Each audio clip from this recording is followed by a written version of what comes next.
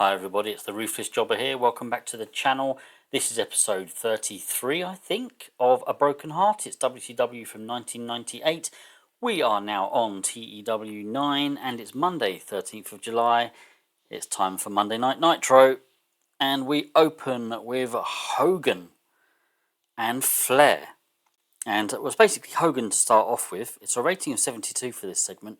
Hogan's responding to Flair when Flair said last week that Hogan needs to start thinking about who he's going to defend his belt against at the next pay-per-view, which is, of course, Bash at the Beach. And Hogan says, Flair, I want you. One last time, potentially could be the last time, that the two biggest icons of this industry will come together in the ring, one-on-one. And Hogan's pretty confident. Flair's a little bit older than him, hasn't really wrestled for a while, took a bit of a break. So Hogan's quite confident. I want you, Flair. Flair comes out and he says, well, I'll tell you what. Yeah, okay. I mean, Flair's thinking, yeah, you know, there's the money.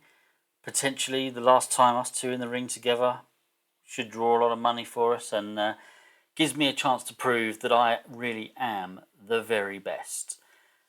And I tell you what, we'll have a warm-up tonight. We'll have a tag team match. Go find yourself a partner, because my partner is going to be the excellence of execution, Bret Hart.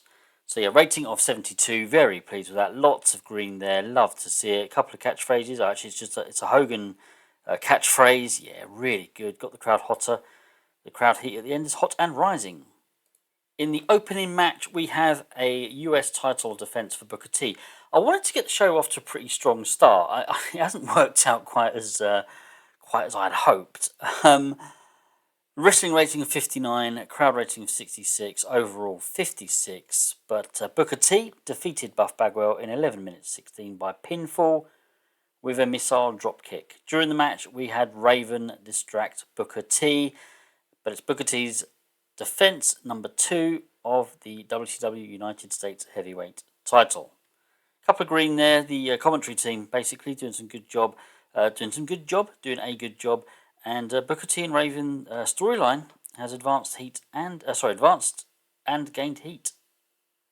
And then we've got Luger challenging Bret Hart at Bash at the Beach, and he says, basically Luger says, if I win, I will be able to take Liz out on a date, just to give her the one last opportunity to see if she's changed her mind, if she realises that she's made the wrong decision and that she should be with me and not you. I mean, this is very misogynistic, very sort of 90s kind of, doesn't Liz have a say in this? But, rightly or wrongly, well, wrongly, that's the way the world was back then, and it's wrestling, so anything goes, really.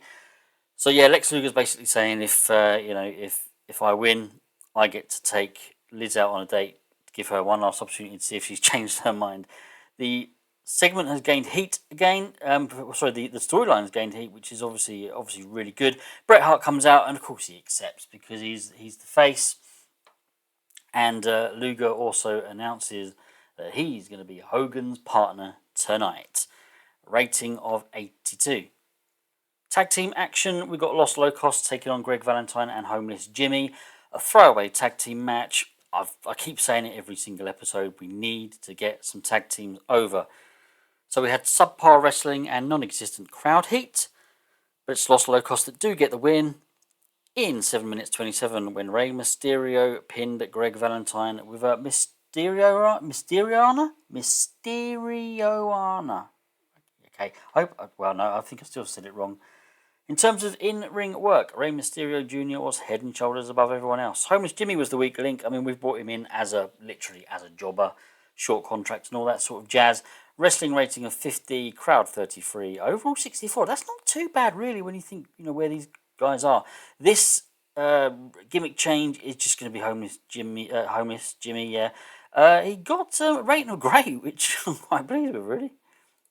And then we've got Gorilla Monsoon. He's backstage. He's in the studio.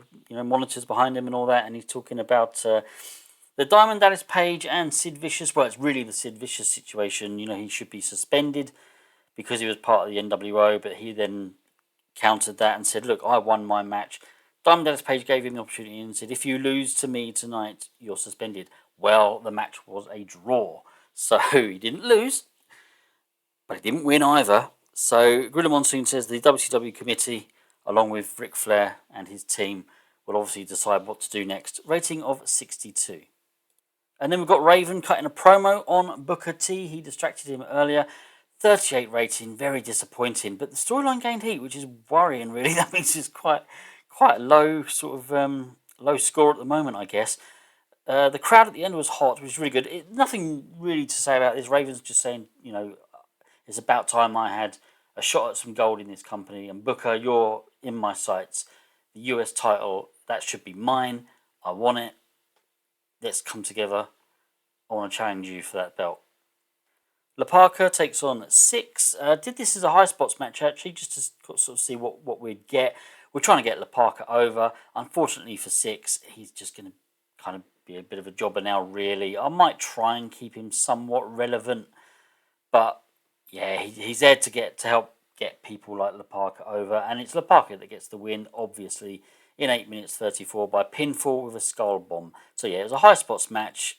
We had Tony Schiavone and Bobby Heenan were an awkward pairing, yet the quality of both, the commentary and colour commentary, gave the match a boost, or lifted the match. So, okay, yeah, but I mean, obviously, we didn't get this with 2020, so it's obviously just a variance in the new game. We'll have to sort of watch out for that. Wrestling rating of 55, crowd 49, overall 58. Chris Jericho cuts a promo on Randy Savage, just the usual kind of heel promo on his nemesis, but then Savage comes out and he challenges Jericho to a cage match at Bash at the Beach to end this, whatever it is they've got going on, once and for all. I don't want to say feud, because I don't think they wouldn't have used feud. They would have used rivalry, probably. Whatever this rivalry is we've got, let's end it once and for all at Bash at the Beach in a cage match. And Chris Jericho accepts. 86, really good rating. The storyline gained heat. Bam Bam Bigelow taking on Glacier. Got to be honest, had a couple of minutes spare, and I thought give Bam Bam Bigelow a squash match. I was tempted to give it to Goldberg, but yeah, why not? Why not give Bam Bam a squash match? He beats Glacier here in 2 minutes 53 by pinfall with a military press slam. So he normally uses the diving headbutt, so interesting one. Wrestling rating of 63, crowd 57, and overall 66. I'll tell you what, for a 3-minute match, that's not bad. I always got the impression that anything sort of under sort of 5 minutes was just going to get like absolute trash, but it's not bad really. Quite pleased with that one. Bam Bam Bigelow with a dominant win here.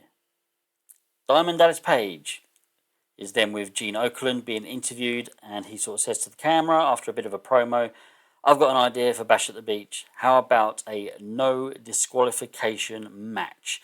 And of course everyone knows that means no count out as well. So there's no chance of a double disqualification. There's no chance of a double count out. There will be a winner at Bash at the Beach. If Sid loses, he is suspended along with the rest of his former NWO teammates.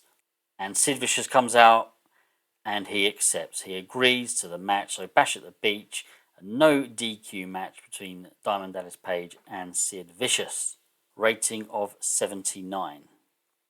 Another throwaway sort of tag team match. I'm saying throwaway because I'm just sort of lumping them together. I'm not really doing much with the tag team division at the moment. I'm not sort of thinking too hard.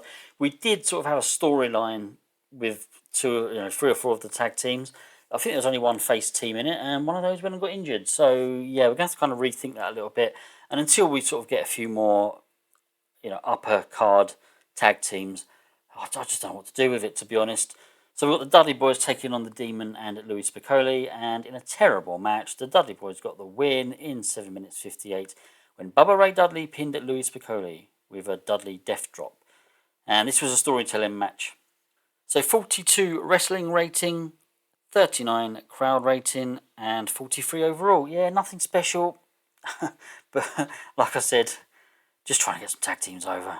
I know I sound like a broken record, but really, any tag team match you see on any of these shows, they're just designed to get someone over. An interview, hosted by Gene Okerlund, then with the current tag team champions Meng and the Barbarian. Rating of 51. Well, we've now got the Barbarian and Jimmy Hart being an awkward pairing, which again we didn't have with TEW 2020, so it's another slight variance with the new game. Rating of 51, this one overall. Nothing special about it. I'm going to have to rethink Jimmy Hart being their manager now, though, so yeah, that's it. 4-minute video package with Goldberg. I've put it down as character development. Not quite sure what that does or what they're rated on. I think I can look in the handbook and it'll tell me. But I just thought we'd do something a little bit different than cutting a promo or something like that. So it's video package. And yeah, he clearly enjoyed having the freedom to go off script. So although it was a promo video, maybe it was sort of intercut with a few sort of bits of promos that he's done sort of over the past few weeks. Rating of 65 isn't awful. Could have been better, but it's not awful for someone like Goldberg. Conan takes on Sting. We wanted to give Sting a match. We wanted to give him a victory. Conan isn't really someone we're looking to push now. I'd like to keep him relevant as a mid-carder. When this series started, he was someone I was looking to push, but more people have kind of come along now that I would rather push over him. So, yeah. But, yeah, like I'd say, I'd like to keep him a little bit relevant. So I gave him quite a big match here, really. Good heat, decent wrestling. Sting got the win in 12 minutes 26 by submission with the Scorpion Deathlock.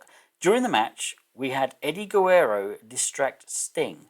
And he's kind of wearing sort of a denim jacket and, trousers, all that sort of thing. And he's there, and Sting, not distracting him, sort of going up to the ring or anything, but Sting's just kind of like, what are you doing here? What do you want? Here we go.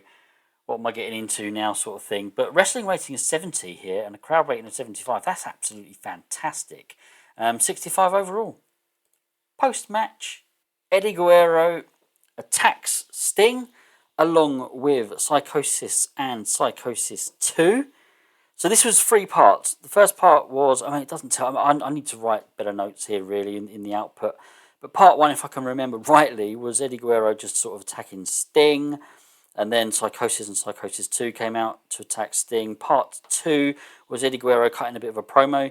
He takes off his jacket and it unveils an LWO, Latino World Order t-shirt. Yeah, I can't remember if I mentioned this a couple of episodes ago, but yeah, we're going to have the Latino World Order stable. I have seen the light with stables. They're not going to be on the scale of the NWO. They're not going to be, trying to overtake the WCW. They're probably sort of jumping on the bandwagon. Hey, let's see if we can get a bit of, sell a bit of merch with, with the LWO, with the Latino World Order, and just kind of trying to get something off the back of that and maybe get a bit of momentum and that sort of thing, and kind of almost sending it up in a way. And then part 3, if I haven't mentioned that already, Guerrero announces there's one more member of our group, La Parka. La Parka comes out. Part 4 was a promo from La Parka and the rest of the group. So yeah, rating 58 overall. We've kind of got a storyline started now then between the LWO and Sting. And here it advanced and gained heat. In our main event, Hollywood Hogan and Lex Luger take on Bret Hart and Ric Flair. Really pleased with this, actually. 76 wrestling rating, 83 crowd rating, 84 overall. In a bout that had great heat and good wrestling, Hollywood Hogan and Lex Luger defeated Bret Hart and Ric Flair in 13 minutes 40, when Hollywood Hogan pinned Ric Flair using underhanded tactics. Of course he did. Bret Hart carried the match in terms of in-ring performance. The crowd was white hot. I've not really been keeping a record or keeping much track of this, but it could be the first time we've had a white hot crowd at the end of a show. So yeah, really pleased with that. I used a creative finish. I'm not sure. I think that was specific to Hogan. I'm not sure. 2 storylines here gained heat. Absolutely fantastic. What an end to the show. What do we get overall? 74. I'm pleased with it, but we're still, look, we're there again, and we're there again. That bottom line there, the storylines. Something's obviously changed with the, I don't want to use the word algorithm, but maybe it is the right word, I don't know. But something to do with the calculations and the mathematics between 2020 and TEW 9. Something's changed somewhere. Some thresholds have changed, which means we've dropped somewhere. So we'll have to fix that. But really, quite successful, I think. So we've got the US title is extremely cold. Collision course very hot. The LWO and Sting is extremely cold. So I might have to give Sting someone to work with as well, or maybe someone that can bring something to the table and maybe help get some decent scores, or even another heel, like a really big heel. But I didn't really want the LWO to get too out of control with too many members. Power struggle, extremely cold. Are you kidding? After an 84, 72, 63, come on. Tag team contenders, well, that's the one we should probably just scrap that. Actually, I need to rethink that storyline. Tail between your legs. This is the Jericho Savage. That's very hot. The streak, extremely cold. I mean, yeah, I haven't really done a lot with it. The Wrong Man. This is DDP and Sid Vicious, which is hot. And Who Loves You, Baby, which is the Bret Hart and Lex Luger storyline. That one's very hot as well. So, yeah, we're not far away. We only really need one more storyline to be hot or above. Yeah, maybe add one or two to existing storylines, or just sort of introduce another storyline with some really, major stars, some really big players. I don't think there's anything else I want to go through, to be honest. A quick look at our tag teams, because, yeah, I mean, I'm desperate to get some over. I mean, these guys, I don't use these guys very often, actually, and I know they're only well-known and recognisable, but still, they're there. Los Locos they're both recognisable. Mortis and Rafa recognisable. Royal T, we've still got Stephen Regal's only unimportant. Terry Taylor's up to well-known now, though. Psychotic, one's recognisable. Psychosis is recognisable. Psychosis 2 is unimportant. The Dudley Boys, both recognisable. I really want to get them over. I mean, we're struggling because we don't have any sort of major star or star tag teams for these to sort of go over. So it's just taking a little bit longer for us to get them over, really. Faces of Fear, they are recognisable and well known. The Outsiders, well, I mean, potentially when they come back, if they come back, I mean, of course they're going to come back. The Steiner brothers, well, Scott Steiner's injured and he's quitting. So actually I might as well just make them inactive now anyway. Inactive unit, there you go, sorry. Totally Cool. Yeah, Disco Inferno, unimportant. Jim Neidhart is now, of course, injured as well for a while. So, I guess I should make them an inactive unit as well. And we've got Wright and Dandy, who are both unimportant. Yeah, so yeah, we're desperate for some more tag teams. I'm confident I can get them over, but perhaps we can start looking at introducing some more tag teams, maybe putting some other people in tag teams. I mean, I don't really know what else to do with Sting now. I mean, he's not old. He's still kind of like, maybe he could have another run with the belt eventually. Got other plans for it at the moment. Maybe I could stick him in a tag team with. I mean, if I put him in with a recognisable, for example, then that might help. We'll be able to get some of the lower down. We'll be able to get some of the lower down tag teams over. I mean, could stick him with Rob Van Dam or something. That might be interesting. Well, we'll see. I don't want to go on for too long. This episode's already gone for nearly 20 minutes, I guess. So I hope you've enjoyed it. Please give a like and subscribe. Thank you to everybody who's already watched and liked and commented and all that. I know there's a couple of you that comment quite regularly, and I thank you so much. It's great. I love talking about TEW. I know some of you make quite detailed comments on my videos, and I would love to give as much effort in my replies, but because I'm so far ahead in recording, I don't want to give anything away. And I know if I start typing away, I'm going to start saying things that are just going to spoil things. So it's not me being lazy, it's not me not wanting to reply in great detail. I know what's coming. So I hope you guys appreciate that. But thank you very much. And yeah, I've been the Ruthless Jobber. Take care of yourselves. See you soon. Goodbye.